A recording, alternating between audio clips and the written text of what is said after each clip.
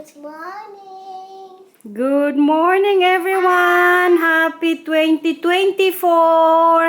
First day po ng taon. Kaya today na rin po namin tatanggalin yung Christmas tree dito, guys. Sabi pa kanina ni Matthew, oh, Mama, pwede ba hindi na natin tanggalin yan? Kaya gusto niya siguro buong taon nandito to sa ano namin, sa bahay. Yun nga lang, kaya makalungkot tong mga batang to. Kaya gusto dito lang yung Christmas tree. Pero kay today, gawin natin, guys.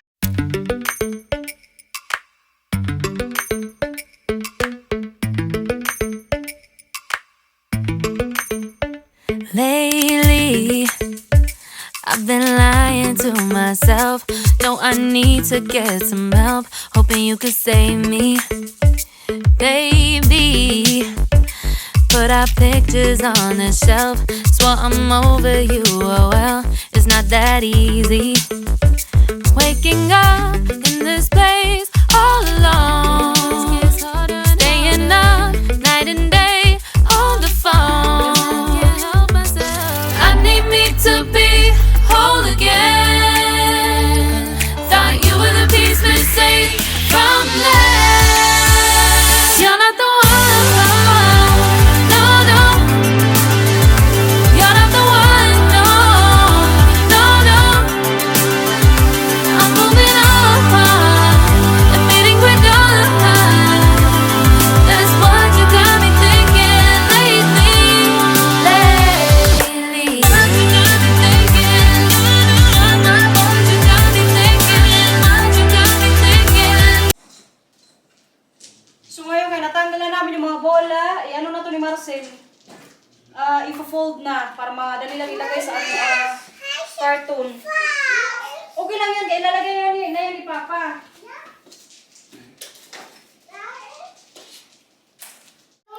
Natapos din, guys. Tingnan nyo, kalaki na naman ng space dito sa may living room namin. Kaya natanggal na yung Christmas tree. Malapit na kasi ang birthday ni Mila, nak, no? Kailan ang birthday ni Mila? Christmas tree. Kailan ang birthday ni Mila, kuya?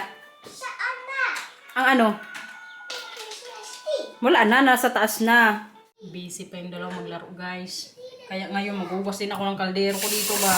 Si Marcel pala ando natulog na kaya natanggal na namin yung Christmas tree. Sabi ko sa kanya magpahinga din kay mamayang hapon. Magpunta na naman po kami Kalabinan. Walang katapusang puntahan dun sa mga in-laws. Pero okay lang. Happy din naman ang mga bata pag nandun din kami. Kaninang umaga nga, excited silang dalawa. Punta na naman sa nila, Opa-Oma. Kaya today po ay January 1. So pag po, ganitong araw, ang mga Dutch po, may din yan sila. Hindi ko alam kung tradition din yan. Pero may kinakain po yan silang, rules. Parang mayroon kami yan dito sa bahay eh. Meron niya dito, guys. Yung ito ba, pagkatapos niya ng New Year, ito yung kakainin nila. Tapos may slachrom. Ano ba yung slachrom sa English? Basta, i-search ko na lang, ilagay ko na lang yung description dyan kung kung ano ibig sabihin ng slachrom, guys. Basta ito mamaya yung kakainin po namin Kalabinan. Meron na kami dito sa bahay pero ang binan kong babae sabi magbalik kami doon ngayong hapon sa kanila. So yun po yung ganap namin. Mamayang hapon pag kagising siguro ni Marcel or pag nakatulog na rin kami ni Mila. So kay January na po ngayon, 2024, ngayon ko na rin po sasabihin sa inyo yung minention ni Inday sa vlog niya na may sikreto daw ako. Kadaming nag-comment daw sa kanya, guys, na na buntis ako, pero hindi po ako buntis. Sabi ko sa inyo, di ba, hindi na ako magbe-baby or hindi na kami mag-anak pa ni Marcel, kaya okay na kami sa dalawa. So yung balita ko po sa inyo ay uuwi po ako ng Pilipinas. Kaya di ba kung nakasubaybay po kayo sa mga previous vlogs, months na ba yun or mga few weeks ago, nung si tatay nga hospital, di ba, pangalawang beses na siyang na-admit. So nung umuwi siya sa bahay, kumbaga si nanay, inobserbahan siya ba? Ni nanay, tatay mo parang kumbaga anytime may pwedeng masamang mangyari. So tinanong ko talaga si Lito tapos yung isa kong ate doon, yung eldest namin, na nagsasama lagi kay tatay sa hospital ba. Sabi ko sa kanya, sa tingin nyo, mag-uwi ba ako ng April sa birthday ni tatay? Kaya di ba, yun nga talaga yung original plan ko dapat. Sabi naman ni Lito, kung kakayanin, mag-uwi na lang daw ako soon. Kasi nga, hindi namin alam kung paano magre-react yung katawan ni tatay. Si tatay din kasi, ang iniisip niya ba, feeling niya siguro mawala na din siya. So parang natakot din ako, oy. Kaya pasalamat din talaga ako kay Marcel na very talaga siya supportive pagdating din sa mga ganitong desisyon, biglaan. Kaya di ba kung dati yung plano ko April pa, may time pa kaming makapag-ipon or may time pa ako makapag-ipon ba pag mauwi ako ng Pilipinas. Pero kaya ganitong biglaan, sabi niya, sige, gawin natin kahit mahirap, makauwi ka sa Pilipinas para nga daw makita ko si tatay. Pero ang mangyayari nga lang, hindi na ako mag-uwi sa birthday niya, hindi ko na antayin. Kaya kung iisipin ko lang din kasi na mag-uwi ako sa birthday niya, what if, di ba, kung February may mangyari na naman sa kanya, di kasi din natin alam ang buhay eh. So sabi ko nga, yun, January na lang para at least magkaroon kami ng moment. Kaya nang umuwi din kasi kami ng Pilipinas nung April ata yun, or March, wala po kaming moment ni tatay kaya lagi po siyang nasa labas, mag-inom. Kaya yung atake man sa kanya or nag-stop man lang siya ng sigarilyo or pag-inom nung nandito na kami sa hulang pagkabalik namin. So biglaan nga yung mga pangyayari. Tapos simula nun hindi na siya nakainom. So pag-uwi ko ngayong month, very talaga din yung timing ba kay makausap ko siya na hindi siya lasing. Na walang awayan. Kaya kahirap man yan, oy ko, sabi mo tatay ko tapos lasing. Mabilis pa naman yan minsan maasar ba. Mabuti na lang din talaga kasi Marcel very talaga din yan siya, hands-on pagdating sa mga bata. Pero kaya nag-worry pa rin ako pag mag-uwi ako sa Pilipinas, sinabihan ko yan siya. Alam niyo yung sabi niya, wag mo kaming alalahanin dito kasi kaya namin to, sabi niya, mag-focus ka doon kasi nga moment ko daw yun. So, na lang siguro kayo, FaceTime. Tapos kagabi din, sabi pa nila binan sa akin, okay. Yun nga, nag-usap-usap na lang kami about sa pag-uwi ko. Sabi niya, wag mo alalahanin yung pamilya mo dito, kay kami din ang bahala. Magdalaw-dalaw daw dito sila sa bahay. Si Binang babae nga, ang sabi pa kay Marcel, pag umalis daw ako, dun muna sila sa bahay nila. Kaso kay Marcel sabi mo, hindi, sa bahay na kami, kaya nandito din kasi yung routine nila. Kumbaga, mga bata, sanay din naman dito sa bahay. Yun nga lang, mag-a-adjust sila kaya wala ako sa Leeuwarden.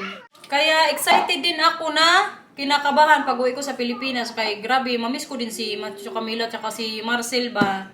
Pero kaya siguro, ang isipin ko na lang talaga yung moment ko, nakasama yung pamilya doon.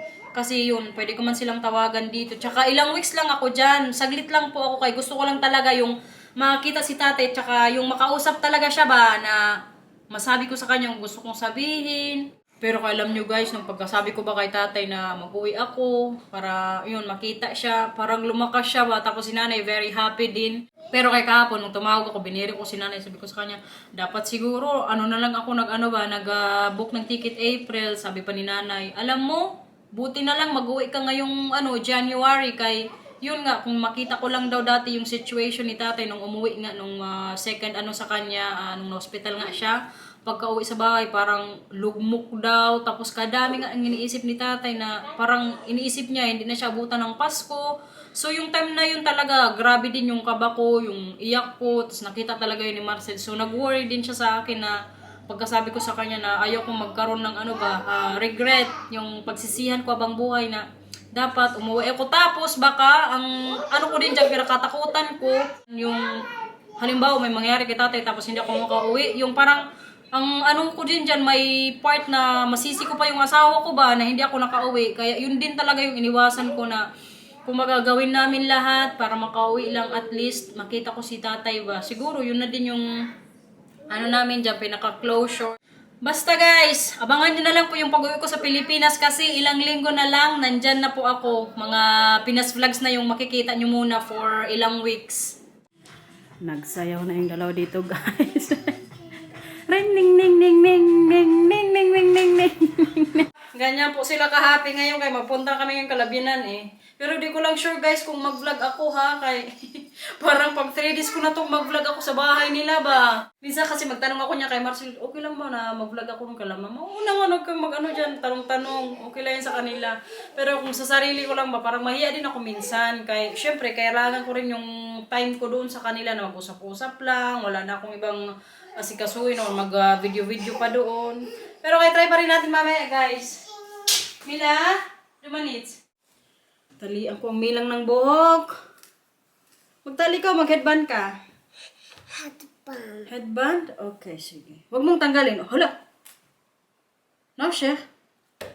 Masira to. Huwag maingay. Nak, di ba na kay malapit naman si mama mag-uwi sa Pilipinas. Okay lang? Yeah. Yeah? Kutso. Alam nyo guys, nagpaalam na rin ako dito kay Matthew at Camila. Si Matthew talaga kay maintindihan niya ako eh. Minsan ito mag-oo siya, tapos pag tinanong ko siya ulit, magsabi na yan siya na hindi. Pero kay ngayon, okay lang siya na mag-uwi si mama sa Pilipinas? Ha? Ora? Thank you. Kayo muna dito nila papa ha? Mag-behave ikaw ha, makinig. Kuts, anong gusto mong pasalubong pag mag-uwi si mama sa Pilipinas? Anong gusto mong dalhin ko dito? Hagam. Suklay daw. Gusto mo dalhin ko dito pabalik si Tito Lito? Ha? Hindi! Wala Lito, hindi ka na pabalikin dito ni Mila. Coming. Alam nyo, hindi ko na rin talaga si Mila isama kasi nga mas mapapamahal sa pamasahe. Kaya sabi ko, Marcel, ako na lang din ba para ma-focus ko yung sarili ko sa summer. Kaya doon po ako magstay sa probinsya nga. So mag-arrive ako sa Manila, matulog ako ng isang gabi doon sa ate ko. Tapos kinabukasan flight ko pa puntang Samar. Pa lang. Tapos doon ako mag-spend ng days kasama sila tatay. And then balik na naman sa Manila, magstay ako ata doon ng 2 days. Tapos katapos noon flight na pabalik dito sa Holland. Ganun lang kasaglit si mama ha. Si Matthew naman guys, hindi talaga din yan makasama sa akin kay na siya ngayon sa school ang tawag dito leerplicht. Ang ibig sabihin niyan, hindi mo na basta-basta mapapa-absent ang bata kay kumbaga compulsory na ba silang magpasok sa school. Pwera na lang kung bakasyon talaga sila sa school, yung summer vacation. Pero kay this month, hindi man sila summer vacation, so maiwan ang Mila tsaka kuya. Okay. Okay man. Di ba kuya, okay lang sa'yo, kuya, na mag-uwi si mama? Okay siya, guys. Nag-enjoy ka kagabi sa fireworks? Nag-enjoy ka kagabi sa fireworks? Firework? Opo. Yeah. Kutsa. I love you pa lang. More. Yeah? Very beautiful yung fireworks kagabi. Sabihin mo na, Happy New Year, everyone! Happy New Year! Everyone! Everyone! Sabihin mo, I love you all! I love you all. Kaya mamimiss ko tong dalaga ni mama, pero kay love to ni mama. I love you pa lang. I love you. Love you. Siya. Magano na, mag-headband na. Mabuti na lang talaga kay makaintindi na talaga to si Mila at Matthew.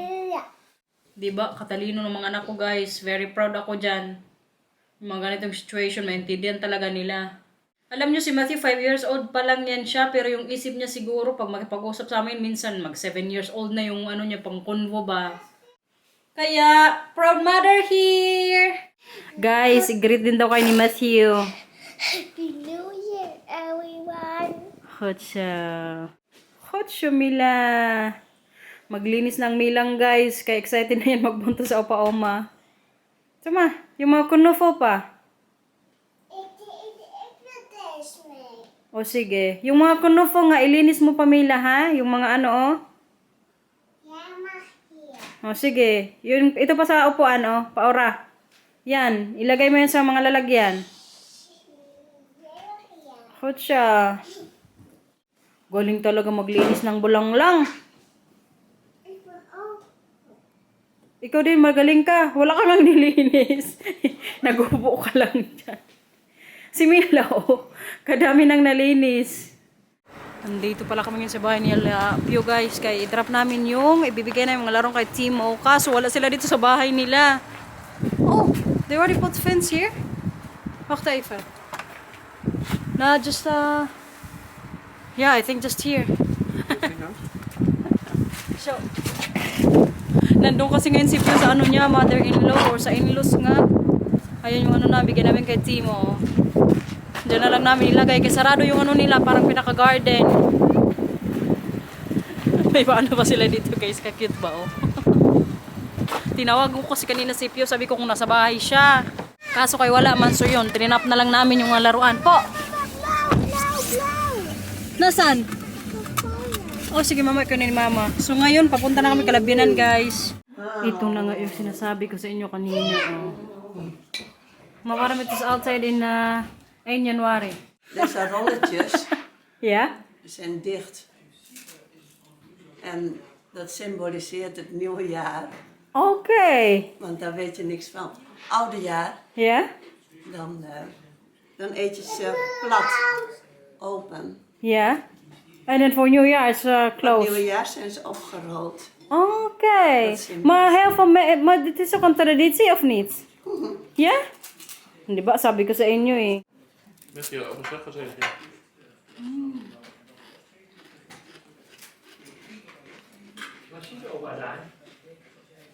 Tulungan din pala namin ngayon si Bianan magtanggal ng ano niya, Christmas tree.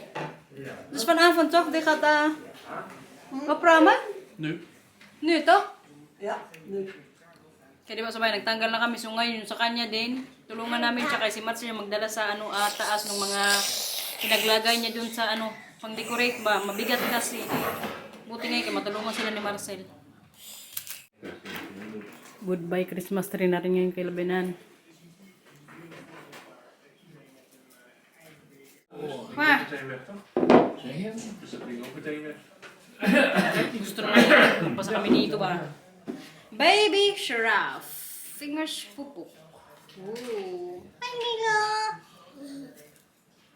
Wanneer baby giraffe wakker wordt, knippert hij met zijn grote ogen en strijkt hij zijn lange nek. Zo. Stukje proeven? Maar ik wou een Stukje vee. Zou die nou al geschikt zijn om te drinken? Wanneer baby giraffe honger krijgt, draait hij zo hoog hij kan om een blaadje Heb je daar al die swatje in gedaan puzzelen. ook? Puzzelen. Oh, jullie nog naar Mila? Wanneer baby giraffe dorst heeft, bukt hij zich zo diep hij kan om wat water om te slurpen. Kasi opa na lang magbasa kayo. Magaling si opa magbasa. Napagod na ako guys, kaya hindi nyo rin naman maintindihan kay Dashman yung book. Si opa na lang babasahin mo. Een baby giraf dorst heeft, nou dan bukt hij zich en dan kan hij een beetje water drinken. Hè? Zie je wel, daar is water. Bahay na kami guys. Tatapos lang din namin mag-dinner. Yung mga bata nandun, naglaro na. Linis na naman muna tayo sa kusina. Grabe ko kapagod ngayong araw ba. Siguro sa puyat din to kagabi. Kaya nagising ako kanina, mga alas 7 ata. Pero natulog kami kagabi ni Marcel, mga 1:20 ng madaling araw. O mag alas 2 na ata yun. Kaya nagusok-usok pa ng konti. Tapos ang Marcel kanina, di ba, sumakit din yung ulo. Kaya mamaya, mapaaga yung tulog. Kaya bukas magtrabaho ako all day from 9 to 6 p.m.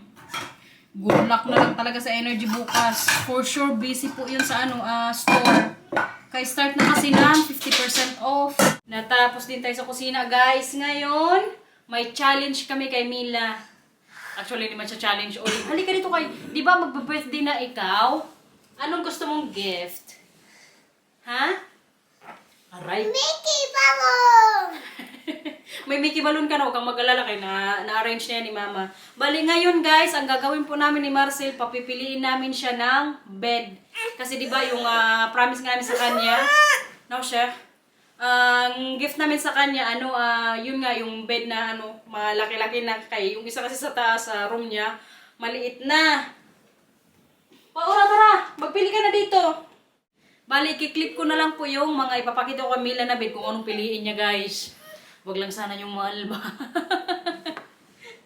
Mamaya. First choice, wacht even. Kadami kasi itong sinili Marcel ba? Wat vond je van deze? Huh? Niet mooi? Deze? Bali, ganyan-ganyan ko na lang, tapos magpili na lang siya kung anong gusto niya.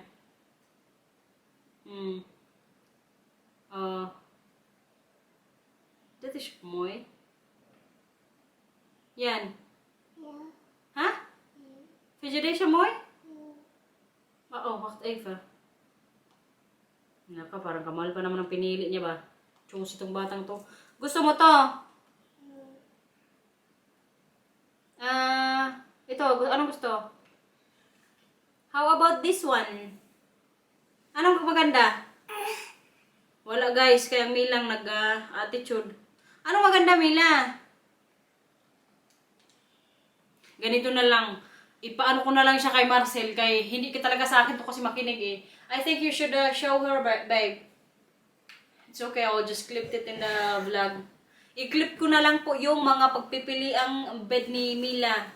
Sa Saturday na kasi yung birthday niya ba, so kailangan ma-order din namin on time kay para ma-assemble pa din ni Marcel. Nee, we moeten even dingetjes zoeken. Sige na, doon ka na kay Papa, kay magpili ka na ng bed mo. Gusto mo ng bagong bed? Gusto mo ng bagong bed? Hindi. Na, nagpunta ka kay Papa kung ayaw mo sa akin. Tsura mo. Mag-ilang taon ka na, nak? 3. Kutsa. Ilang araw na lang guys. Mag-3 na ang Mila. Tapos alam nyo ngayon, tinitrain na po talaga namin siya na hindi na mag-diaper buong araw. Tapos kanina din, nung pumunta kami Galabinan, hindi din po siya nag-diaper. Pagdating namin doon na siya umiis sa CR ni Opa-Oma niya. Mila, kom eens kijken. Piliin na siya ni Marcy. Allemaal laadjes eronder. Gusto niya kasi guys may explanation. Ja, het is net of het een huisje heeft. Seryoso? Allemaal kleurtjes. Zo'n bedje in zo'n kleur. Pipili pang dalaga guys. Choosy pa naman tong babae kong to. Ay kuya, pwedeng papatay ng ilaw sa mesa please? Thank you. Bait ang kuya namin. En deze is het mooist. Goed zo kuya. Thank you. Goed zo kuya. Oh, ano nang nangyari? Ano nangyayari? Nakapili ka ng bed? Uy, tsura mo manang. Anong nangyari? Ha? Kunufo ka ni mama? Okay. Sus, Ginoo, gusto lang pala magpahag. Kuma. Hindi kasi ito natulog kaninang hapon ba, kaya ngayon pagod, no? Tsura. Uy. Pati yan yung tsura mo na. Hala.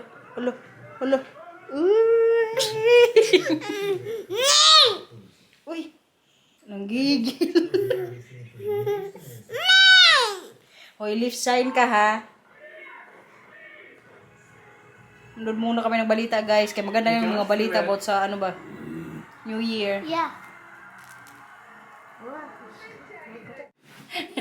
So, ang Milang po nakapili na ng bed niya guys. Na-order na ni Marcel. Bali, di-deliver na lang siguro 1 to 3 weeks ata yung antayin naming time. Pero kayon, deserve niya kasi magkaroon din ng bagong bed ba kay kawawa naman, oy. Magta 3 years old ang aming Mila pero kay ang gamit niya pong bed yung niya pa rin since birth na kay Watsi pa nga yan yung bed na yan. Tapos ang mangyayari pala guys, tanggalin siguro to dito ito ni Marcel ba kay lalagay na lang dun sa kwarto ni Matthew. Kay parang may space pa dun sa ni Matthew room eh. Tapos yung mga damit ni Mila dito na lang siguro namin nilalagay kay mga damitan din yan dyan. Ano po? Magpututbrush ka na? Okay. Hugas na daw siya ng kamay. Tapos na? Yeah. Wolf is my bag. Wolf is my bag. Uy.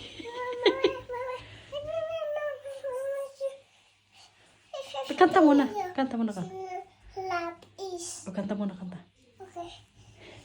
Wolf is my bag. Wolf is my bag. Wolf is my bag. Wolf is my bag. Oh, nanay tatay, kanta. Nay, anong kanta mo? Santa Claus. Oh, sige, kanta. Santa Claus, punto, punto, punto. Hold it in my life, like a tonto. Hold it in my life, tanko Santa Claus. Oh, so, bilang, last na. Bilang mo, bilang 1 to 10. Isa, Isa, dalawa, tatlo, apat, 5, anim, pito, 8, 10. Sampo. Kutsa.